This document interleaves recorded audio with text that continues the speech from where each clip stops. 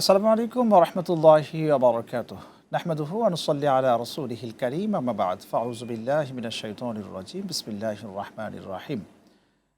সুবহানাল্লাযী আসরা বি'আবদিহি লাইলাম মিনাল মাসজিদিল হারামি ইলাল মাসজিদিল আকসা।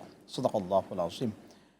দূরের কাছের দেশের ও প্রবাসের যারা যেখান থেকে যুক্ত হয়েছেন আরটিভির নিয়মিত আয়োজন প্রাণ নিবেদিত প্রশ্ন করুন অনুষ্ঠানে আপনাদের মাহে রমাদানের শুভেচ্ছা জানাচ্ছি। আমি আব্দুল লতিফ সোহাগ গাজী। প্রিয় দর্শক, আপনাদের করা প্রশ্নের উত্তর দেওয়ার জন্য আজ আমরা স্টুডিওতে আমন্ত্রণ জানিয়েছি বিশিষ্ট ইসলামিক চিন্তাবিদ, গবেষক, মিডিয়া ব্যক্তিত্ব, মিসবাহুল উলুম কামিল মাদ্রাসার সম্মানিত প্রিন্সিপাল ডক্টর মোহাম্মদ মহিউদ্দিন আহমেদ। আসসালামু আলাইকুম ওয়া রাহমাতুল্লাহ। ওয়ালাইকুম আসসালাম রহমতুল্লাহ। কেমন আছেন? আলহামদুলিল্লাহ। উস্তাদ, আপনি কেমন আছেন? আলহামদুলিল্লাহ। আলহামদুলিল্লাহ। প্রিয় দর্শক, আজকের মেহমানের সাথে আমরা পরিচয় হলাম। আজকের আলোচ্য বিষয় আমরা রেখেছি সিয়ামের শিক্ষা। প্রতিটি ইবাদত ব্যক্তি জীবনে শিক্ষার জন্য আসে। সিয়াম আমাদের জন্য খুব গুরুত্বপূর্ণ একটি ইবাদত। এই সিয়াম থেকে কী ধরনের শিক্ষাগুলো আমরা পেয়ে থাকি এই বিষয়ে আমরা কথা বলবো ইনশাআল্লাহ। এই বিষয়টির উপর প্রশ্ন রাখুন এবং একই সাথে জীবন ঘনিষ্ঠ প্রশ্নগুলো করুন টিভি স্ক্রিনে দেখানো নম্বরে। আপনি চাইলে আরটিভি ফেসবুক পেজেও কমেন্টে আপনার প্রশ্নটা লিখতে পারেন, সেখান থেকেও প্রশ্ন সংগ্রহ করে আমরা আপনাদের প্রশ্নের উত্তর দিয়ে থাকি। জি আলহামদুলিল্লাহ, রব্বে কারিমের কাছে শুকরিয়া আদায় করছি যিনি পবিত্র মাহে রমাদানের এই দুপুরে আমাদেরকে চমৎকার কিছু প্রশ্নের উত্তর এবং আলোচনা করার জন্য তিনি আমাদের উপস্থিত করেছেন। মাহে রমাদানে রব্বে কারিমের কাছে শুকরিয়া আদায় করছি। আজকের যে আলোচ্য বিষয়ে আমরা রেখেছি, মুমিনের জীবনে যে এই সিয়াম এসছে, এই সিয়াম থেকে আমাদেরকে কী ধরনের শিক্ষাগুলো দেয়, যে শিক্ষাগুলো আমার ব্যক্তি জীবনকে সফলতা এনে দেয়। আলহামদুলিল্লাহ রব্বিল আলামিন ওয়াসসালাতু ওয়াসসালামু আলা রাসূলিল আমিন। রমজান মাস মুসলমানদের জীবনে একটি গুরুত্বপূর্ণ মাস। এই রমজান মাসের মধ্যে আল্লাহ তাআলা অনেক অনেক বিবিধ প্রকার ইবাদতের সন্নিবেশ ঘটিয়েছেন। এই মাসে চাঁদ দেখার মতো একটি গুরুত্বপূর্ণ সুন্নাহ আমলকে আল্লাহ রসুল আমাদের জন্য দিয়েছেন। চাঁদ দেখে আমরা রোজা রাখবো, আবার চাঁদ দেখে আমরা রোজাকে শেষ করব, অর্থাৎ আমরা ঈদ উদযাপন করব। আমরা সাহারি খাবো, বারাকা স্বরূপ যতটুকু হয়, খেজুর হলো, এক ঢোক পানি হলো, আমরা দেয়া সাহারি খাবো। আমরা তারাবির নামাজ আদায় করব। বাংলাদেশ সহ পৃথিবীর মুসলিম দেশগুলোতে আমরা দেখতে পাই তারাবির নামাজের মধ্যে মুসলমানরা কোরআনে কারীমের সম্পূর্ণটাই 114টি সূরার পুরোটাই তারা পড়ে থাকেন। বাংলাদেশ এবং পার্শ্ববর্তী দেশগুলো তারা একটি নিয়ম করেছে যে 27 রমজানের মধ্যে এটা খতম করে। এটার একটি বিশেষ ইসলামিক স্কলারদের দৃষ্টিভঙ্গি রয়েছে। কেন 27? সূরা আল কদর, এখানে লাইলাতুল কদর নামক শব্দ আছে 9টি, আর এই সূরার মধ্যে 3 বার এটা এসছে। এটা সবসময় সবটা গুণন দেওয়া হয়। আচ্ছা, এই জন্য 3 নং 27 তারিখটা কি সবাই লাইলাতুল কদর বা শবে কদর বা এই রাতটাকেই মহিমান্বিত বেশি ধরা হয়। সাধারণ মানুষের কাছে আবহমান কাল থেকে এই রাত্রিটা কি কদরের রাত্রি হিসাবে আমাদের মুসলমান সমাজের কাছে এটা বিবেচনা করা হয়। কিন্তু রাসূল মকবুল সাল্লাল্লাহু আলাইহি ওয়াসাল্লাম তার বক্তব্য অনুযায়ী শেষ 10-এর বেজোড় সংখ্যাগুলো 21, 23, 25, 27, 29 এগুলোর মধ্যে লাইলাতুল কদর খুঁজতে বলা হয়েছে।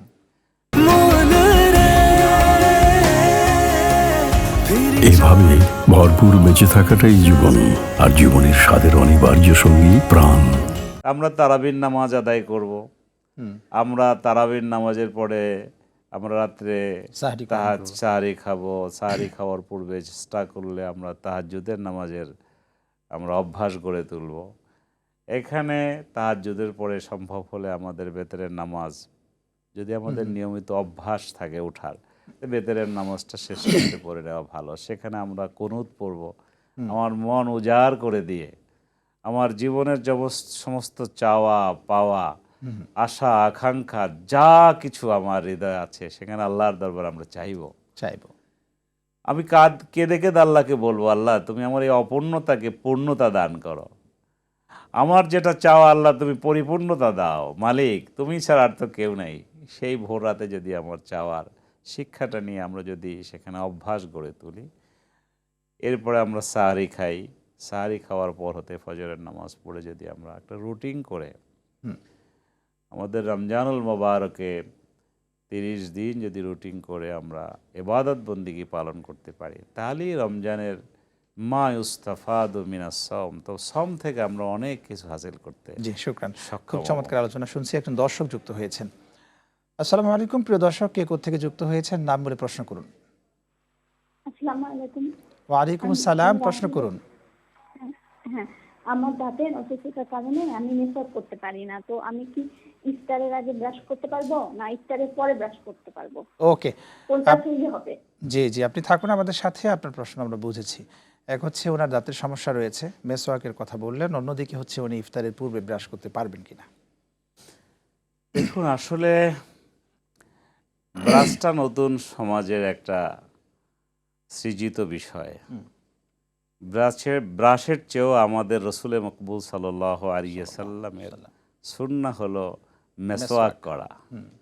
রসুল বলতেন যে আমি যদি আমার উম্মতের উপর আশঙ্কা না করতাম তো আমি মেসওয়াককে ফরজ করে দিতাম। জি, সুতরাং মেসওয়াক যে করা যাবে না এটা ঠিক না, বরং কাঠের ডাল দিয়ে, নিমের ডাল দিয়ে, জৈতুনের ডাল দিয়ে, যেটা এখন বাংলাদেশে হরহামেশা বাজারঘাটে পাওয়া যায়, বরং ওই আর্টিফিশিয়াল ওই বিষয়টাকে বাদ দিয়ে যদি কাঠের এই সমস্ত বিষয় দিয়ে মেসওয়াক করা হয়, এখানে ক্ষতির কোনো বিষয় নাই। তবে খেয়াল রাখতে হবে মেসওয়াক করার কারণে যাতে করে রক্ত বের না হয়, মেসওয়াক করার কারণে এটা তো যাতে আমরা বুঝলাম। কোনো অসুবিধা না হয়। ব্রাশটা করতে পারবে কিনা পেস্ট ব্যবহার করে? পেস্ট ব্যবহার করা এটা শরীয়তসম্মত নয়, কারণ পেস্টের মধ্যে যে মজাদার যে বিষয়গুলো আছে, ওর ভিতর যে ইটা আছে, ওটা যদি ভিতরে যায়, ক্ষুধার যদি নিবারণের সেটা একটা বিষয় হয়ে অনেক দাঁড়ায়। আলেম তো এই কথা বলছেন, তাহলে সেটা কিভাবে আমরা নেবে? সাধারণ মানুষ সেটা তো যদি বিভ্রান্ত হবে। পেস্ট ব্যবহার, যদি এটাকে আপনার ক্ষুধার সংক্রান্ত, পেটে না যাওয়ার সমস্যা না থাকে বা ভিতরে যদি না যাওয়ার কোনো থাকে, সেক্ষেত্রে এখানে অনেকে এখতিয়ারান বলেছেন যেটা ব্যবহার করা যাবে, তবে অসুস্থতার পেস্ট কারণে ব্যবহার না করা ভালো। এই এটা অনেকের মাড়িতে সমস্যা থাকে, পেস্ট ব্যবহার করতে হয়। ডক্টর একটা পরামর্শ দেয় যে এই পেস্টটা ব্যবহার করলে আপনার যন্ত্রণাটা কমবে, এই ধরনের কিন্তু পরামর্শ দিয়ে থাকে। সেই ক্ষেত্রে কি ব্যবহার করতে পারবে? সেক্ষেত্রে আগে পরে ব্যবহার করাটা বেশি উত্তম, কিন্তু ডক্টর যদি পরামর্শ দেয় আর রোজার যদি ঘাটতি না থাকে, সেক্ষেত্রে অসুবিধার কিছু নাই। জি, শুকরান। যে আলোচনায় ছিলাম, স্পেসিফিক যদি আমরা কিছু যে সিয়ামের যে শিক্ষাগুলো রয়েছে সে বিষয়গুলো আপনার কাছে আসবো, আরও জানতে চাইবো ইনশাল্লাহ। একটা বিরতি নিয়ে আসি।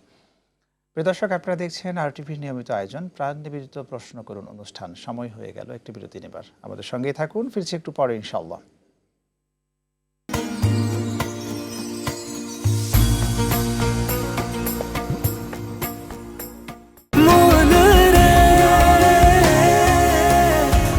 এভাবে ভরপুর বেঁচে থাকাটাই জীবন, আর জীবনের স্বাদের অনিবার্য সঙ্গী প্রাণ।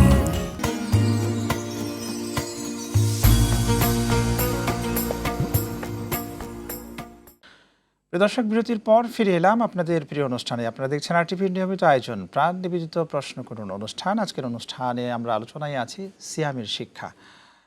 জি আলহামদুলিল্লাহ, যে বিষয়ে আপনি আলোচনায় ছিলেন সিয়ামের শিক্ষা নিয়ে আপনি আলোচনা করছিলেন। আপনি সিয়ামের যে তারাবির সালাত, সাহরুন, ইফতার, এরপরে যে সালাদগুলো রয়েছে এই বিষয়ে আপনি কথা বলেছেন। আলহামদুলিল্লাহ, প্রতিটি ইবাদতেই কিন্তু ভিন্ন ধরনের শিক্ষা নিয়ে আসে ব্যক্তি গঠন করার জন্য। তো এখানে স্পেসিফিক কিছু যদি শিক্ষা আপনি বলতেন, জি শুনবো আপনার কাছে। একজন দর্শক যুক্ত হয়েছেন। জি, আসসালামু আলাইকুম প্রিয় দর্শক, নাম বলে প্রশ্ন করুন। জি হুজুর, আসসালামু আলাইকুম হুজুর। ওয়ালাইকুম সালাম, প্রশ্ন করুন। মাসুম কুমিল্লা ধর্মপুর থেকে। প্রশ্নটি পবিত্র কোরআন থেকে, জি, সূরা আশ-শুআরা আয়াত 63, অধ্যায় 26। সূরা আশ-শুআরা আয়াত 63। মুসা নবী সাগরকে দুই ভাগ করেছিলেন। আমার প্রশ্ন, এটা কি মুজিজা ছিল কিনা? কোরআন কি বলতেছে? আসসালামু আলাইকুম। ওয়ালাইকুম আসসালাম। জি, ওস্তাদ আপনি শুনেছেন প্রশ্নটা। আল্লাহ রাব্বুল আলামিন নবীদেরকে তো মওজেজা দান করেছেন। নবীরা স্বাভাবিক অভ্যাসের বাইরে যদি কোনো কিছু করে থাকেন, এটাই মওজেজা। আচ্ছা, যেটা মানুষ স্বাভাবিকভাবে অন্যান্য মানুষ যেটা করতে পারে না, অথচ নবীদের থেকে এটা সংগঠিত হয়েছে, এই বিষয়গুলো তো মওজেজা বা এজাজ হিসেবে স্বীকৃত। আচ্ছা, তো সেক্ষেত্রে এটা আল্লাহর নির্দেশ ছিল, সুতরাং আল্লাহর নির্দেশের মাধ্যমে তার হাতে এটা হয়েছে, এটা তো একটা মওজেজার অন্তর্ভুক্ত বিষয়। আচ্ছা। আমি আলোচনা করতেছিলাম রমজানের শিক্ষার উপর। জি, রমজানে মূলত কুতিবা আলাইকুমুস সিয়াম কামা কুতিবা আলাল্লাযীনা মিন ক্বাবলিকুম, শেষে কি লাআল্লাকুম তাত্তাকুন, এইটাই হলো শিক্ষা। রমজানের মূল শিক্ষা হলো তাকওয়া অর্জন তাকওয়ার করবে। শিক্ষা। তাকওয়ার শিক্ষা কেন এটা বলেছেন? আর রমজান তো ধারাবাহিকভাবে চলে আসছিল, পূর্ববর্তী আম্বিয়া আলাইহিমুসসালাম তারা রোজা রেখেছেন, তার উম্মতরা রোজা রেখেছেন, সর্বোপরি বিশ্বনবী মুহাম্মদ রাসূলুল্লাহ সাল্লাল্লাহু আলাইহি ওয়াসাল্লাম তার উপর রোজাকে ফরজ করা হয়েছে, তার উম্মতের উপর ফরজ করা হয়েছে। এই রোজা রাখার মাধ্যমে সংযম, ধৈর্য অর্জিত হয়। জি, রোজা রাখার মাধ্যমে যে আল্লাহকে না দেখেও আল্লাহর নির্দেশাবলী অক্ষরে অক্ষরে আল্লাহর নির্দেশ পালন করা হয়, প্রতিপালন করা হয়। প্রতিপালন করা হয়। এইখানে মানুষ যদি অসুস্থতাও থাকে, শুনবো, একজন দর্শক যুক্ত হয়েছেন। আসসালামু আলাইকুম প্রিয় দর্শক, কে কোত্থেকে যুক্ত হয়েছেন নাম বলে প্রশ্ন করুন। ওয়ালাইকুম আসসালাম। আমি যশোর থেকে বলছি। জি। হুজুর, আমার প্রশ্ন হচ্ছে আপনার রমজান মাসে মহিলাদের যে পিরিয়ডটা হয়, এটা পিরিয়ডের কতদিন পর থেকে মহিলারা রোজা রাখতে পারে? এটা কি মানে 7 দিন কি মেনটেন করতে হবে, নাকি ব্লিডিং বন্ধ হয়ে যাওয়ার ওকে, পর ওকে, থেকে আপনার পারবে? প্রশ্ন আমরা বুঝেছি। আপনি থাকুন আমাদের সাথে, আপনার প্রশ্নের উত্তরে যাচ্ছি। জি, মেয়েদের যে পিরিয়ডটা হয়। মেয়েদের পিরিয়ড ন্যূনতম 3 দিনের কথা বলা হয়েছে, হুম, সর্বোচ্চ 10। তো এটা যদি 3 দিনের মধ্যে শেষ হয়ে যায়, তারপরে যদি এই জাতীয় কোনো কিছু স্বাভাবিক অবস্থার চেয়ে অন্য কিছু তার শরীর থেকে বের হয়, এটাকে ইস্তেহাজা বলা হয় অনেক আচ্ছা। ক্ষেত্রে। আর যদি স্বাভাবিকভাবে সে সুস্থ হয়ে যায়, সুস্থ হওয়ার সাথে সাথে সে রোজা রাখবে। হ্যাঁ, পিরিয়ডের এই সময়টাতে তো সে রোজা রাখে। এই সময়টা রোজা রাখবে না, অবশ্যই রোজা রাখবে না। অবশ্যই রাখবে না। এবং এই সময়ের জন্য তাকে এখতিয়ার দেওয়া হয়েছে, শুধু এই সময় না, যদি বাচ্চা যদি জন্মগ্রহণ করে, প্রসব করে, এরপরও সে ন্যূনতম মানে সর্বোচ্চ 40 দিন পর্যন্ত সে সুস্থ হওয়া পর্যন্ত সে রোজা রাখতে পরবর্তীতে কি রোজা, পারবে। এবং পরবর্তী সময় রমজান মাস আসার আগে তার এই রোজাটাকে কাজা করতে হবে। যদি কাজা করতে সক্ষম না হয়, তো একজন লোককে 2 বেলা ভালো করে খাওয়াই দেবে। আচ্ছা আচ্ছা, এটাই তার জন্য বিধান। কাফারা। তবে সবচেয়ে উত্তম জিনিস হলো যদি স্বাস্থ্যের সুস্থতা থাকে, অসুস্থতা যদি না থাকে, তাহলে তাকে নিজেকেই রোজা রাখা এটা সুন্দর এবং এটা উত্তম। উত্তম। জি, আপনি শিক্ষার কথা, আপনি ধৈর্যের কথা বলছেন, একটা ধৈর্য মোস্ট ইম্পর্টেন্ট একটা বিষয় বলছেন। আবার ফিরে আসবো শিক্ষার বিষয়ে, একজন দর্শকও যুক্ত হয়েছেন। আসসালামু আলাইকুম প্রিয় দর্শক, কে কোত্থেকে যুক্ত হয়েছেন নাম বলে প্রশ্ন করুন।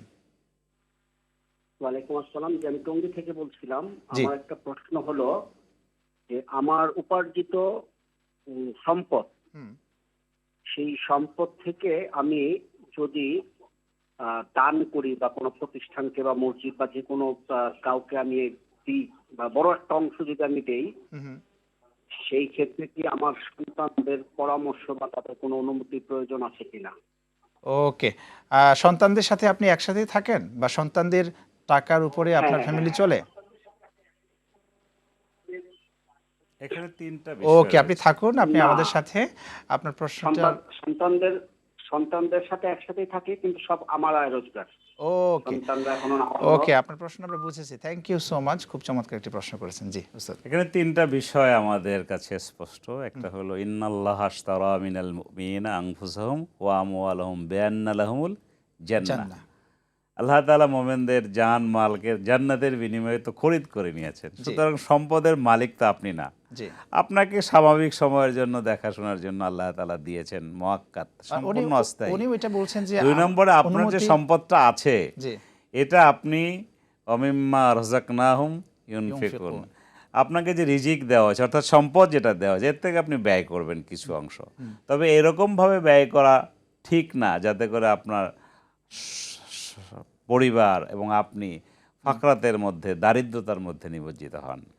আপনাকে এখানে মুতাদাল, ভারসাম্যপূর্ণ ব্যয়ের ক্ষেত্রে আপনাকে স্পেসিফিক চিন্তা উনি করতে জানতে চেয়েছেন যেটা, সেটা হলো ওনার সন্তানের কাছে না, কোনো অবস্থাতেই অনুমতির প্রয়োজন নাই, অনুমতি লাগবে কোনো অবস্থাতেই অনুমতির প্রয়োজন। সম্পদের মালিক আমরা, তবে খেয়াল রাখতে হবে, খেয়াল সেই কথাটাই আমি বলছিলাম যে খেয়াল রাখতে হবে যে উনি যিনি দান করবেন আর তিনি। যদি পরামর্শ করেও থাকে তাহলে তো আবার অসুবিধা যদি নেই। না, যদি ভালো কাজের ক্ষেত্রে যদি মসজিদ, মাদ্রাসা, একজন এতিমখানা, দর্শক যুক্ত হয়েছে। হেফজখানা জি। বা যদি ভালো কিছু কাজে যদি কোনো কিছু করা হয়, সেক্ষেত্রে পারিবারিক পরামর্শ করাই যেতে পারে, জি, বরং শুক্রান। এটা উত্তম। যে একজন দর্শক যুক্ত হয়েছেন।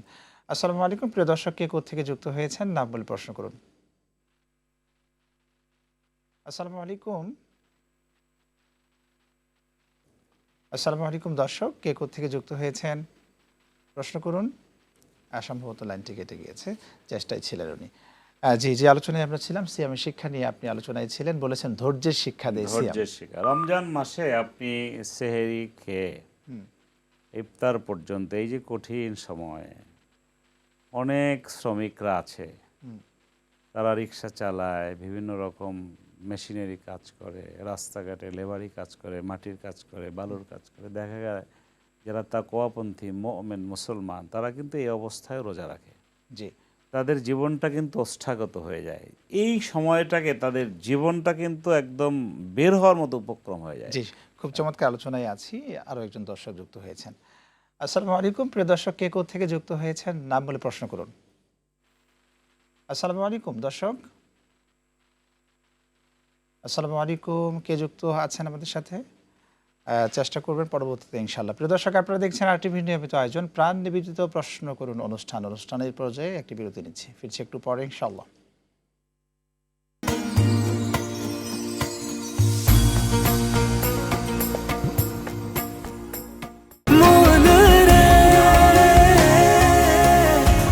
এভাবে ভরপুর বেঁচে থাকাটাই জীবন, আর জীবনের স্বাদের অনিবার্য সঙ্গী প্রাণ।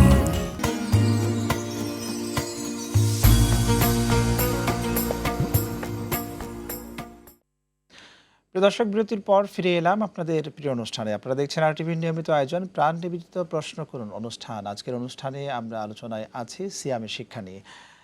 বিরতির পর একজন দর্শক আমাদের সাথে যুক্ত হয়েছেন। আসসালামু আলাইকুম, প্রিয় দর্শক, কে কোত্থেকে যুক্ত হয়েছেন নাম বলে প্রশ্ন করুন।